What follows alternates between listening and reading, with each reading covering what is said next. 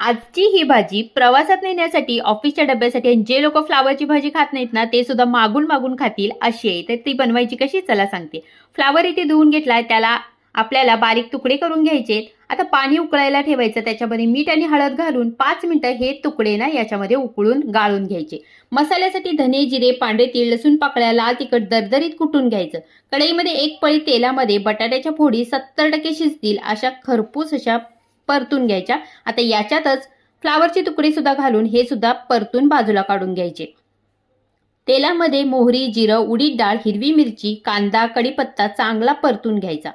आता याच्यामध्ये फ्लावर आणि बटाट्याचे तुकडे घालायचे आणि केलेला मसाला घालायचा, चवीपुरतं मीठ घालायचं आणि चांगलं मिक्स करून झाकण ठेवून 5 मिनिटं भाजी वाफवून घ्यायची.